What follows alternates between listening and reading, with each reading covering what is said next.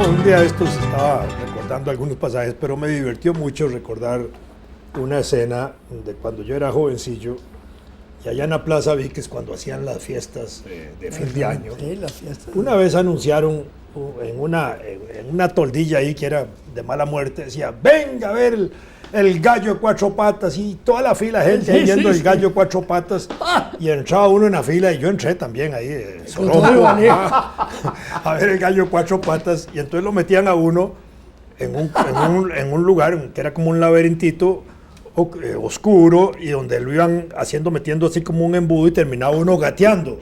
Y al fondo tenían un gallillo amarrado. Y esa era la escena de ver el gallo en cuatro patas, literalmente. Y todo el mundo salía muerto de risa, nadie rabioso, pero nadie le decía al que estaba en la fila lo que era, para que todo el mundo pasara por el embudo. Claro, entonces, más de muchos. Pero recordando esa escena, pensaba en la política nacional. De pronto estamos también con ese ornitorrinco, venga a ver el ornitorrinco político, y lo meten a uno ese embudo de cuatro patas para ir a ver el mismo fenómeno, porque estamos así con Estados Unidos, con lo que está pasando aquí en Costa Rica, que nadie sabe qué va a pasar, y con el escenario en Centroamérica. Yo lo que siento, me gustaría estamos como de una cuatro opinión, patas buscando el gallito de cuatro patas. Porque es uno de los asuntos más delicados en este momento. Ya no hablando del aspecto estrictamente financiero, monetario, no. Económico en general. La crisis que se avecina es temible, es una cosa seria.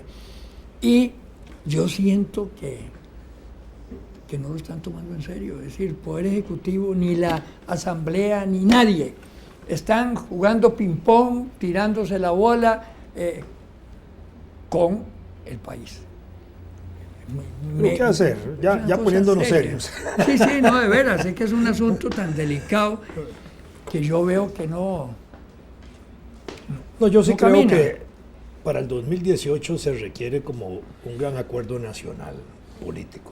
No sé cómo manifestarlo, digamos, de una gran coalición política en posibilidad de que triunfe, de partidos o de un gobierno que integre inmediatamente un gabinete de concertación nacional, porque serían las únicas dos alternativas. Estás hablando del 2018. Sí, porque es 2 años. Pero no, es que no hay, aguanta el país 2 años bueno, en pero estas pero no condiciones. estamos como en Venezuela para pedir la renuncia de Luis Guillermo, ¿verdad? Sí, pero no. Me parece que tampoco. Luis Guillermo aguanta aquí en el 2018 y el país lo soporta. Luis Guillermo El país no creo que 2026. No, el país no creo que aguante así. Mira, pero es que pero es que eso que no estás hay diciendo, alternativa. eso que estás diciendo lo he estado oyendo yo desde como 1986. Yo sí, no pero sé. es que la crisis, óyeme, en el aspecto económico, así como las ciencias han alcanzado con esas cosas, y ves vos a los chiquillos, y ves las computadoras, y ves todo, es igual en el análisis económico. En este momento se puede profundizar mucho más que en el tiempo en que don Alberto Martén era mi profesor de economía. Es decir, es otra cosa. Era solo libros, solo análisis de otra naturaleza, aún internacional, viendo informes escritos, ¿verdad? Ahora le da la vuelta al mundo la información en centavos, por no decir minutos, ¿verdad? Es una cosa... y me preocupa de veras, es decir, por mis nietos, no por uno, muy bien. Pero ya uno picó el tiquete. Lo que quiero decir es que a cada momento se plantea la necesidad de una respuesta racional a las circunstancias del momento, que van variando, claro, pero en ningún caso esa respuesta racional viene. Ese es el problema. Bueno, eso es lo que quiero decir. Sí. Es decir, no quiero decir que las circunstancias que hacían que en 1982 se dijera que nos estaba llevando la trapa son las mismas de ahora. El tiempo carazo. Bueno, dije 82, pero sí. Y probablemente lo pensé porque recordé. A veces uno tiene que hablar de esos momentos en que le tocó asumir ciertas responsabilidades. Yo nunca hago motivo de jactancia de eso, porque yo caí ahí por casualidad, pero yo era rector de la Universidad de Costa Rica y pude ver desde ahí... Si alguien no cayó por casualidad fue usted. Bueno, yo no Así sé. que no, hablando No, lo que pasa sinceramente. Si cayó por casualidad, yo también, porque yo voté por Fernando. Muchas gracias. Ay, no, es que, Entonces nos es que caímos juntos. yo siento que fue la primera rectoría que no fue por una influencia de un pequeño círculo. Pero bueno, como sea, Bueno, no tiene yo por qué. estaba ahí. Ayer era cuando decíamos los autores al gobierno, porque Fernando era parte de la directiva de la Asociación de Autores Nacionales. Sí, eso es Yo era fiscal. Bueno, eso es un detalle que es interesante. Yo era vicerrector de docencia de la Sí, claro. Universidad de Costa Rica y presidente de la Asociación de Yo Autores. era el fiscal, pero no fiscalizaba al rector. Pero bueno, el punto es que, digamos que uno Yo vio, fui en la primera junta directiva, fui secretario, perdón, uno vio la sustancia de la crisis ahí, y la de aquel momento. con Calufa, de tesorero. Hay una cosa que ha cambiado sustancialmente, y yo lo veo no desde la perspectiva universitaria nada más, pero es que en ese periodo coaguló un proceso Coágulo, está que bueno. ya debimos haber percibido mucho antes. Fue el proceso, el proceso de la desaparición de los estados-nación como tales. Actualmente es una ficción decir que el gobierno de Costa Rica gobierna Costa Rica o que el gobierno de Francia gobierna Francia. Ahí está, yo vi a gente endemoniada porque la señora Le Pen La francesa Le le dijo directamente a la cara de Merkel y Hollande en el Parlamento francés: señora canciller, señor vicecanciller. Y ahí elaboró para decir que él era el administrador de la provincia francesa, alemana de Francia. Pero es que en realidad eso es lo que ocurre en este momento. Entonces, por ejemplo, en el caso de Costa Rica, uno se pregunta, bueno, nos salvamos de integrar el Parlacén, que se estaba modelando según el esquema del Parlamento Europeo, ¿verdad? Que era la pomada canaria.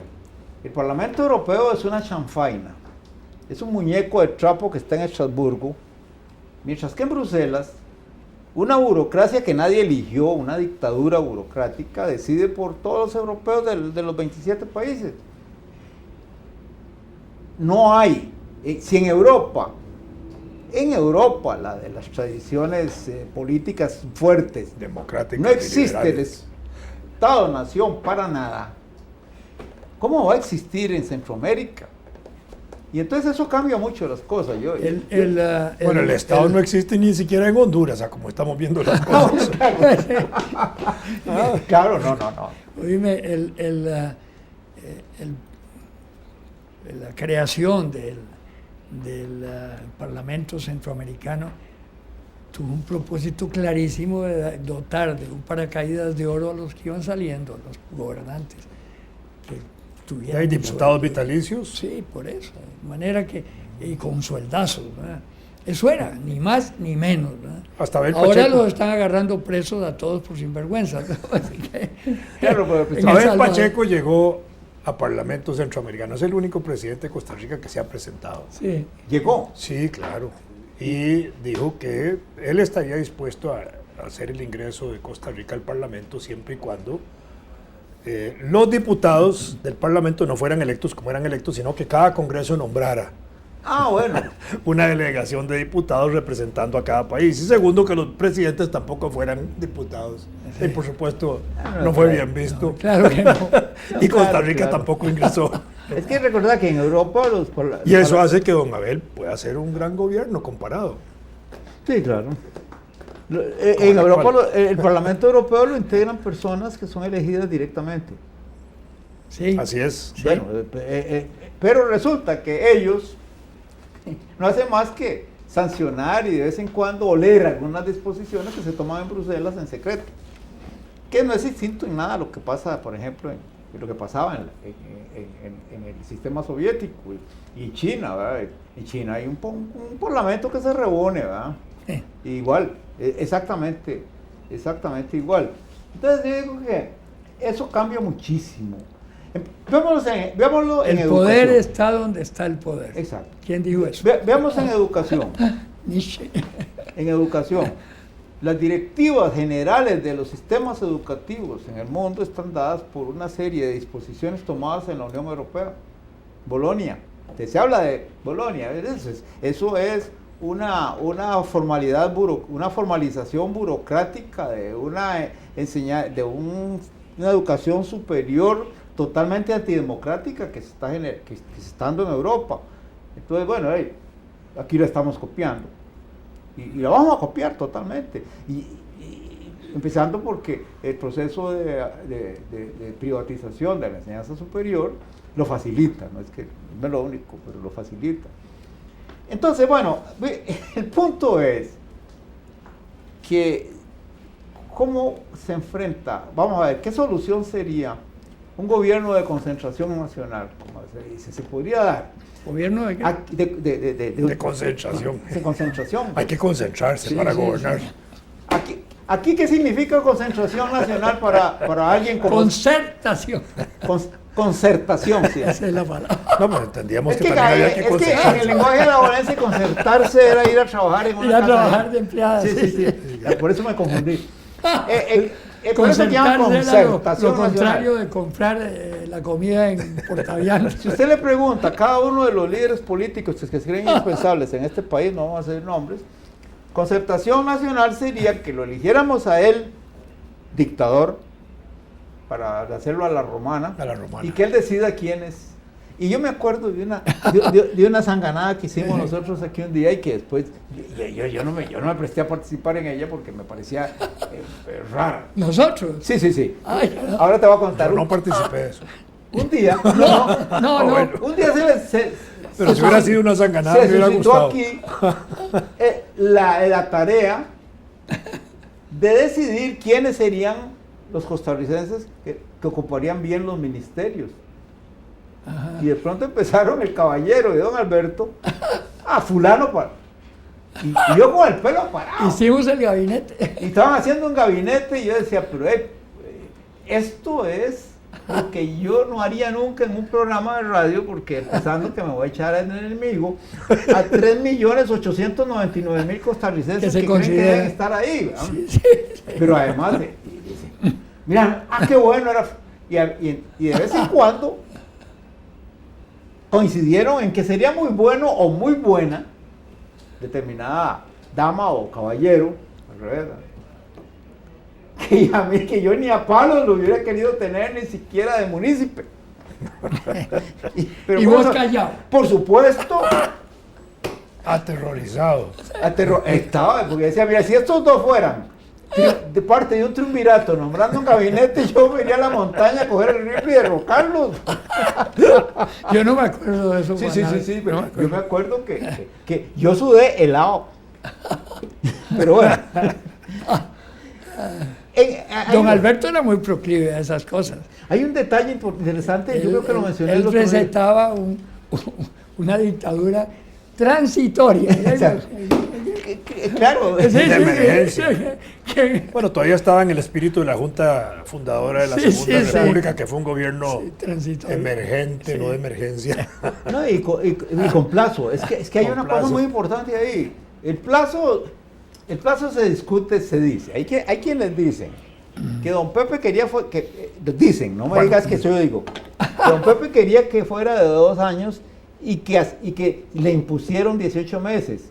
No se dieron cuenta Al de revés. que el casurro de don Pepe, si así fuera sido, se las arregló para que el primer gobierno elegido con la nueva constitución fuera de 4 años y medio y él iba a ganar. Así fue. Sí. Claro, entonces tuvo Claro, los 6 claro. meses adicionales Claro. sin Sí, mucho claro. cuento. Pero Ulate también tuvo un poco. No, que Ulate adicional. asumió No. en noviembre del 49 y entrega 8 de mayo del 53. Sí. ¿Sí? Así fue. 4 meses más. Espérate para ver, a él le tocó también Sí, claro, claro. Sí, claro. Bueno, se lo merecía por feo. Pero bueno, digamos, no, Es curioso lo que es el fenómeno, perdón, sí. el fenómeno histórico, ¿verdad? Cómo borra ciertos personajes y otros no. Ulate hizo un buen gobierno y Ulate era un hombre, fue Y toda la gente se acuerda de su papel como periodista y de su papel como diputado. Y como presidente, como que no se acuerdan, la gente no se acuerda de él. En cambio, se acuerdan de don Pepe, se acuerdan del doctor Calderón, se acuerdan de unos cuantos.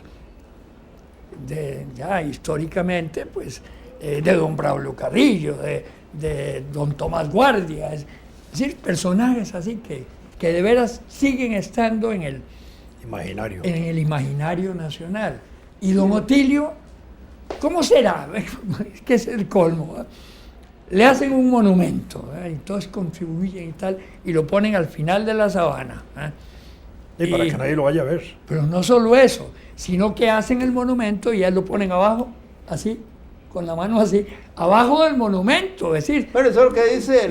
Yo no entiendo. Lo que dice... Es como cuando Figueres mandó a hacer el monumento a Calderón ahí frente al Hospital de México y lo metió en una jaula que era como una celda, lo tenía preso. Sí.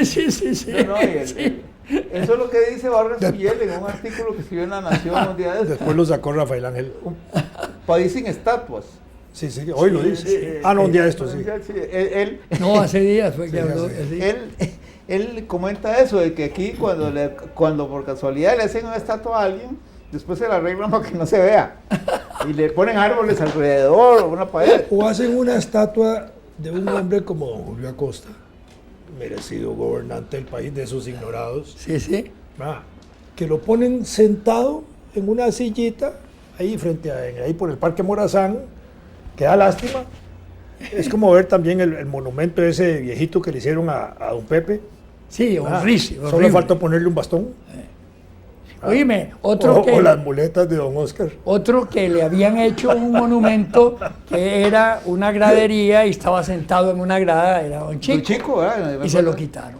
¿Y dónde está? No existe ya. Sí, yo me acuerdo que estaba en un lugar... Que era muy de él, muy de don Chico. La gradería, bueno. Y él sentado en la gradería de Solda. ¿Sí?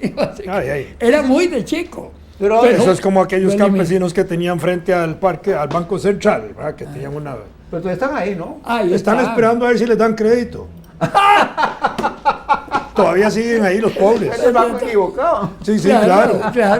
Yo no sé si es una manifestación permanente de protesta, pero de todas maneras, pobres campesinos ahí. A propósito de esos muñecos, una vez, así un montón de años... pusieron la chola al frente ahí de ellos. Exuberante, sí, para que todo el mundo la pase toqueteando y nadie proteste las toqueteadas que le dan a la chola. Estábamos haciendo la piapia en una noche, Beto Cañas, Roberto Fernández y yo, y nos había ayudado una secretaria que había llevado Beto. Y bueno, entonces terminamos y ella había que irla a llevar y vivía por Desamparado, lejísimo. Bueno, vamos a llevarla, nos fuimos los tres con la muchacha, la dejamos y por supuesto que nos perdimos al regreso y pasamos por esa cárcel que hay ahí, ¿cómo se llama? De San Sebastián. Donde era el dormitorio Soldati. Sí, exactamente. Y entonces yo paré y dice Roberto, espérate, por ir a preguntarle a uno de esos señores. Y eran unos muñecos que habían ahí y Beto le queda así y me dice, ¿cómo va a ir a preguntarle si esos no son los muñecos? Le digo, claro. Y llega Roberto y no sé qué, y se queda así. Y se viene otra vez y dice, carajos, están mudos. La música. No, preguntarles a esos. Cuando yo era profesor en el Liceo del Sur, vivía por ahí cerca y todavía estaba el hogar Domingo Soldati, ¿verdad? Era un refugio de niños. Dormitorio Soldati, ¿sabes? Todos los carajillos de los alrededores eran invitados a asistir a las sesiones de cine que daban ahí. Una cosa que a mí me resultaba familiar porque era como lo que ocurría en la Politécnica, en la Escuela Militar en Cuba. Y yo me acuerdo que había un hermanillo mío que iba y otros vecinillos y me contaban. Entonces un día estaban mi hermanillo y otro en la acera jugando y empiezan a cantar un aria de una ópera que se llama Don Gil de Alcalá. Y a mí yo la conocía, pero ¿cómo? ¿Dónde oyeron ustedes eso? el soldati, pero llevaron a cantar. No, una película que los Solo eso curas daban. era, si uno considera el tema de la ópera, de esa ópera, es una ópera española, eran de los más abiertos, eran progresistas, porque enseñando a los carajillos de 7, 8, 9 años esa ópera, una versión cinematográfica de esa ópera, era como ¿qué te digo? Como si en este momento le llevaran una película porno. ¿Ah? Pero dime, qué curioso, en la época mía, bueno, muy anterior a ustedes, en el barrio Luján, que los tres conocemos muy bien, llegaba cada 15 días, cada 22 días, en un camioncito de la Bayer, con grandes anuncios de Bayer, y entonces en una esquina, en la esquina del radio, que estaba así, en las 5 esquinas, plantaban la pantalla y daban una película. Y entonces se llenaba, te imaginas, todos los chiquillos. Sí, claro, yo me acuerdo. Y a veces no era cine, sino que llegaba un mago. Había 2 magos que llegaban. Y entonces igual, una vez uno era un negrito que era Beckless. El que tocaba el serrucho. Sí, exactamente, bueno. Y el otro era un alemán, no me acuerdo cómo se llamaba, gordo y fuerte, que hacía unas pruebas para uno, extraordinarias, y todos los chiquillos. Entonces, la municipalidad, no sé si la municipalidad o el gobierno o lo que fuera, en aquel tiempo era de don León Cortés, que en las calles no se podía hacer eso, eran calles de tierra, no había carros, ni había nada. Entonces, nos trasladaron a la Escuela de Chile, y ahí en la plaza, en la frente a la Escuela de Chile, era donde se hacía todas las... Pero lo tengo tan grabado, porque la llegada de, ¿cómo se llamaba el alemán este? Bueno, hoy viene Mr. Beckless, hoy viene fulano de tal, y no ganaban nada, yo no entiendo cómo hacían eso. En Alajuela pasaba eso, y las favoritas eran las peliculitas del Gato Félix. Ajá, sí. Y cuando no exhibían el Gato Félix y llegaba uno de esos, abucheábamos y nos íbamos para la casa. Pero qué películas violentas y grotescas, porque el pobre gato mataba al ratón y lo sacaba y le pringaba con sangre y con puñal y todo. No, pero ese es el otro, de Tom y Jerry. Tom y Jerry. Sí, pero el ratón agarraba de chancho. El gato Félix era más bobalicón. Sí, muy idiota. Sí, ¿verdad que sí? Y aquellos del pajarito, del pollito que era amarillo, que lo perseguía el gato. Bueno, ese era Piolín. Sí, ese. Pero ese no era, porque fue que me confundí. Aterrizamos. Todavía era en blanco y negro. Bueno, sí, claro. No, blanco y negro, claro.